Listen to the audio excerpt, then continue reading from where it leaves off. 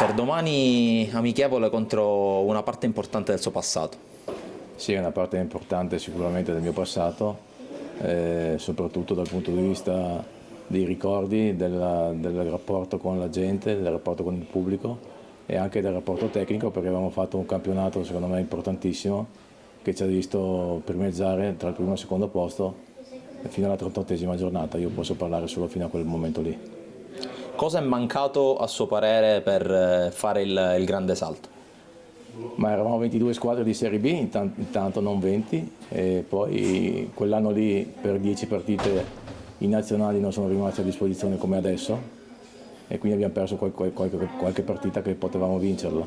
Però secondo me è rimasto inattaccabile il contatto che ho avuto con quella terra e mi rimarrà sempre nel mio cuore a me e alla mia famiglia. Ecco, cosa le è rimasto sia sul campo che anche a livello ambientale dell'esperienza a Palermo? Ma mia figlia è sempre stata tifosa del Palermo, quindi per noi è stato un sogno meraviglioso quello di raggiungere questa città. E niente, il calore della gente, la società, la proprietà, devo ringraziare ancora Zamparini che mi ha portato in quella città splendida, quindi i ricordi sono indelebili in senso assoluto. Ecco, un ricordo appunto del presidente Zamparini, visto che ormai è trascorso quasi più di un anno dalla sua dipartita. Gli devo molto, tantissimo, e lo ricordo sempre nei miei momenti di euforia, perché lui mi ha dato veramente una grandissima mano a farmi conoscere ancora di più nell'ambiente calcistico. Domani appunto la sfida contro il Palermo, un Palermo che è praticamente ripartito con la nuova proprietà, quest'anno punta alla Serie A. Che squadra si aspetta di trovare, soprattutto che squadra si aspetta che possa andare avanti nel prossimo campionato di Serie B? È una squadra che ha grandi potenzialità, è ben allenata, ha una società top, un pubblico top, quindi sicuramente farà un campionato di grandissimo prestigio.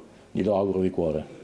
Tra l'altro si è parlato nei giorni scorsi anche di qualche voce su Attis, giocatore del Trento. Cosa c'è di vero, se può dirci cosa c'è di vero? Qui c'è il direttore sportivo, quindi se volete chiederglielo lui. È un ragazzo che ha delle grandissime potenzialità, è un giocatore da Palermo secondo il mio punto di vista. Noi ce lo teniamo stretto, è chiaro che se arrivassero delle offerte importanti, poi le società che deciderà il suo futuro.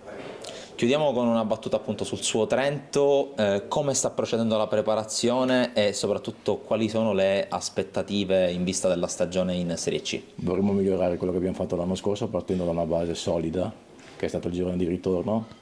Abbiamo fatto un ritiro senza infortuni, questa è la cosa più importante in assoluto. In chiusura proprio, il Palermo ha già affrontato due squadre di Serie C, Virtus Verona e Legnago. Ha approfittato di queste due partite anche per studiare queste due squadre? No, in questo momento no. Però è chiaro che ci stiamo guardando a 360 gradi per capire anche gli altri che movimenti fanno, però ci accontentiamo di decidere il nostro futuro lavorando in maniera molto serena e molto tranquilla.